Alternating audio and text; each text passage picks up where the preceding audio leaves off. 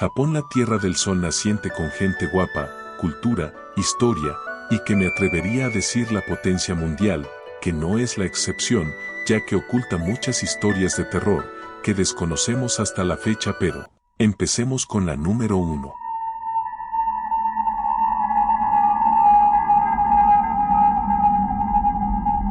La historia comienza en un pequeño pueblo en Japón, rodeado de un denso bosque de cedros. Se contaba una antigua leyenda sobre un tipo de yokai llamado Mokumokuren. Este espíritu se decía que habitaba en las puertas Oji, las tradicionales puertas correderas de papel y madera. Aunque la mayoría consideraba esta historia como un simple cuento para asustar a los niños, había quienes sabían que el Mokumokuren era real. Hana, una joven que había regresado al pueblo tras muchos años en la ciudad, se instaló en la antigua casa de sus abuelos una noche. Mientras exploraba el desván, encontró una puerta Soji antigua, abandonada y cubierta de polvo. Decidió colocarla en su habitación, sin saber que con ese acto estaba desatando una antigua maldición. Mientras se preparaba para dormir, Hana notó que la puerta Soji, ahora en su habitación, parecía diferente. Las sombras se movían extrañamente, y el papel del Soji parecía más oscuro, como si algo se escondiera detrás. Se dijo a sí misma que eran solo ilusiones, pero no pudo evitar la sensación de ser observada. Los días pasaron y la inquietud de Hana aumentaba. Empezó a notar pequeños agujeros en el papel del Soji, que no recordaba haber visto antes. Un día, mientras inspeccionaba uno de esos agujeros, sintió un escalofrío recorrer su espalda. En el reflejo del vidrio de una ventana cercana, vio claramente un ojo que la observaba desde dentro de la puerta. Gritó y se alejó, pero cuando se atrevió a mirar de nuevo, el ojo había desaparecido. Asustada, decidió hablar con un anciano del pueblo, conocido por sus conocimientos sobre lo sobrenatural. Él le advirtió que había despertado al Mokumokuren, un yokai que se alimentaba de la paranoia y el miedo de aquellos que lo observaban. Le dijo que cada vez que mirara fijamente la puerta, más ojos aparecerían, hasta que eventualmente, el Mokumokuren la consumiría por completo. Cada noche, intentaba evitar mirar la puerta, pero la curiosidad y el terror la traicionaban. Cada vez que lo hacía, más ojos se formaban en el Soji. Pronto, toda la puerta estaba cubierta de ellos, observándola en silencio, parpadeando lentamente como si esperaran algo. Hana ya no podía dormir, su mente empezaba a fracturarse por la presión de aquellos ojos que no dejaban de mirarla. El anciano le dijo que la única forma de librarse del Mokumokuren era destruir la puerta y llevar los restos al bosque. Sin otra opción, Hana rompió la puerta en pedazos y la llevó al corazón del bosque. Pero cuando llegó, notó que los árboles a su alrededor también tenían ojos, observándola. El Mokumokuren no estaba solo en la puerta, se había extendido al bosque entero. Intentando huir, los ojos en los árboles la siguieron. Sentía sus miradas penetrantes y el susurro del viento que parecía formar palabras incomprensibles. Finalmente, sus fuerzas la abandonaron, cayendo de rodillas en medio del bosque. Los ojos la rodearon por completo, y antes de que todo se oscureciera, vio a la figura de un yokai emergiendo de las sombras. A la mañana siguiente, los habitantes del pueblo encontraron la casa vacía. No había rastro de ella, pero en el bosque, la leyenda del Mokumokuren había cobrado una nueva víctima.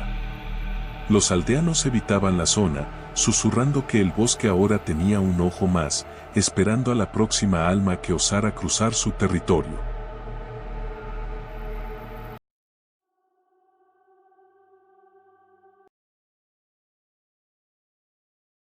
En una pequeña aldea en las afueras de Tokio, existía una vieja leyenda que aterrorizaba a los habitantes desde hace generaciones. Era la historia de Denwan no Rei, el espíritu del teléfono, una entidad oscura y vengativa que acechaba en las líneas telefónicas, esperando su oportunidad para cobrar vidas. La leyenda cuenta que hace muchos años, una joven llamada Aiko vivía en la aldea. Aiko era conocida por su bondad y belleza, pero también por su tristeza. Su amado, Hiroshi, había sido enviado a la guerra y nunca regresó.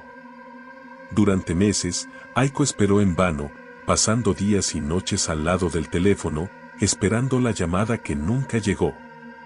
Desesperada y llena de dolor, Aiko finalmente recibió una llamada una noche. Al levantar el auricular, escuchó la voz de Hiroshi, pero su tono era distante y frío. Antes de que pudiera responder, la línea se cortó abruptamente. En su desesperación, Aiko trató de llamar de nuevo, pero lo único que escuchaba eran interferencias y susurros siniestros. Se decía que la voz de Hiroshi la había llamado desde el más allá, y que al colgar, Aiko había abierto una puerta hacia el otro mundo. El dolor y la desesperación consumieron a Aiko, y se la encontró colgada junto al teléfono, su rostro congelado en una mueca de terror. Desde entonces, los habitantes de la aldea afirmaban escuchar su voz en sus teléfonos, especialmente cuando la línea se cortaba o había estática. Aiko, ahora conocida como Denwan no Rei, buscaba venganza, llamando a aquellos que estuvieran solos, desesperados, o aquellos que alguna vez habían hecho daño a otros. Una década después, la historia de Aiko se había convertido en un cuento para asustar a los niños, hasta que comenzaron a ocurrir extrañas muertes en la aldea. Personas recibían llamadas en medio de la noche, y al contestar, solo escuchaban una respiración entrecortada y un susurro escalofriante.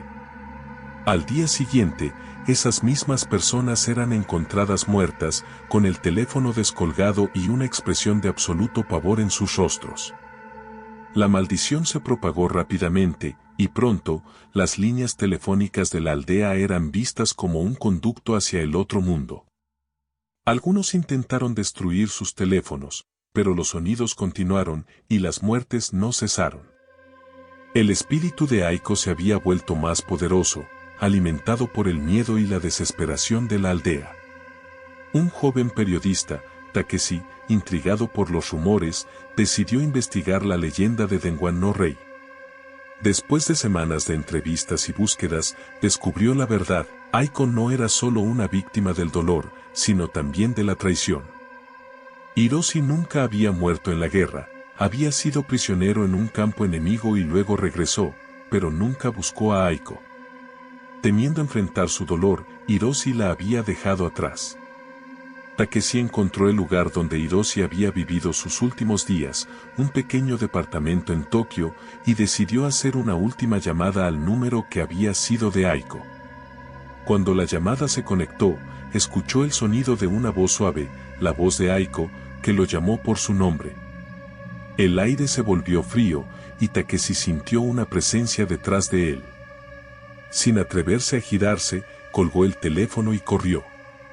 Desde ese día, Takeshi nunca volvió a responder una llamada desconocida. Sabía que Denwan no Rei todavía estaba allí, esperando en las sombras, buscando a su siguiente víctima entre aquellos que se atrevan a descolgar el teléfono.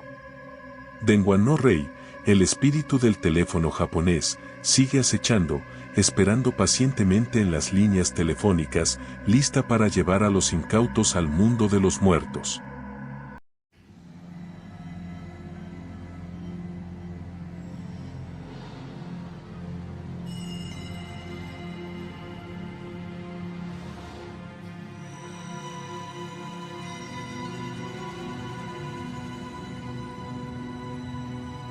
En una remota aldea en Japón, rodeada de bosques densos y envuelta en una neblina perpetua, se encontraba una antigua casa conocida como Tako no Yashiki.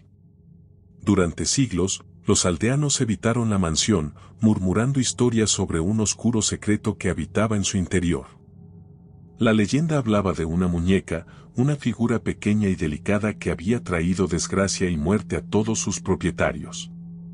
Hace muchos años, una talentosa artesana llamada Sakura vivía en la aldea. Era conocida por crear muñecas hermosas que parecían cobrar vida con sus detalles minuciosos. Un día, un hombre misterioso llegó a la aldea y le pidió a Sakura que creara una muñeca muy especial, una que debía ser perfecta en todos los aspectos. El hombre pagó con una moneda de oro antigua, que brillaba con un resplandor sobrenatural. Sakura trabajó día y noche, infundiendo en la muñeca un nivel de detalle que nunca antes había alcanzado. Pero a medida que avanzaba, comenzó a tener pesadillas, visiones de una figura oscura que susurraba en su oído, exigiendo que la muñeca fuera terminada. Finalmente, después de semanas de trabajo incansable, la muñeca fue completada. Era hermosa, vestida con un kimono tradicional y con ojos de vidrio que parecían seguirte donde quiera que fueras. Cuando el hombre misterioso regresó por la muñeca, Sakura se dio cuenta de algo extraño en su mirada, como si no perteneciera a este mundo. Sin decir una palabra, el hombre tomó la muñeca y desapareció en la noche. Desde ese momento, la vida de Sakura comenzó a desmoronarse. Sus familiares se enfermaron y murieron en extrañas circunstancias, y su casa fue consumida por un incendio inexplicable. La muñeca fue encontrada intacta entre las cenizas, como si el fuego la hubiera evitado deliberadamente. Los aldeanos, aterrados, decidieron encerrar la muñeca en una caja de madera sellada con talismanes y la enterraron bajo la mansión de Tako no Yasuki, esperando que el mal que la habitaba fuera contenido. Pero la maldición de la muñeca no se detuvo allí. Siglos después, la mansión pasó a manos de la familia Yamamoto, quienes, ignorando las advertencias de los ancianos de la aldea, comenzaron a explorar el lugar. Durante una renovación, Ayumi Yamamoto, la hija menor, descubrió la caja enterrada bajo el suelo. Fascinada por la muñeca que encontró en su interior, la llevó a su habitación, ignorando los extraños talismanes que la rodeaban. Poco después, extraños eventos comenzaron a ocurrir en la mansión. La familia escuchaba pasos en la noche, y las cosas se movían de lugar por sí solas. Ayumi empezó a comportarse de manera extraña, hablando con la muñeca como si fuera una persona real, y sus ojos parecían vacíos y sin vida. Una noche, los gritos de Ayumi despertaron a la familia. Al llegar a su habitación, la encontraron inconsciente, con la muñeca apretada en sus brazos. En su pecho, los padres de Ayumi vieron marcas de manos pequeñas, como si algo hubiera intentado asfixiarla. Desde ese día, Ayumi cayó en un sueño profundo del que nunca despertó, y la desgracia cayó sobre la familia Yamamoto. Enfermedades, accidentes y muertes repentinas plagaron a todos los que alguna vez habían tocado la muñeca. Desesperados, los Yamamoto buscaron la ayuda de un monje budista, quien les explicó que la muñeca estaba poseída por un espíritu maligno, un demonio atrapado en el cuerpo de la muñeca por el hombre que originalmente la había encargado. El monje intentó realizar un exorcismo, pero la maldición era demasiado poderosa. Durante la ceremonia, la muñeca cobró vida, sus ojos de vidrio brillaban con un odio inhumano, y el monje fue arrojado violentamente contra la pared, muriendo al instante. Los Yamamoto decidieron abandonar la mansión, dejando atrás la muñeca. Pero incluso después de que se marcharon, la casa permaneció en silencio, como si el mal que habitaba en ella hubiera logrado lo que quería. La muñeca permaneció en la casa, esperando a su próxima víctima, su próximo propietario desprevenido que caería bajo su maldición.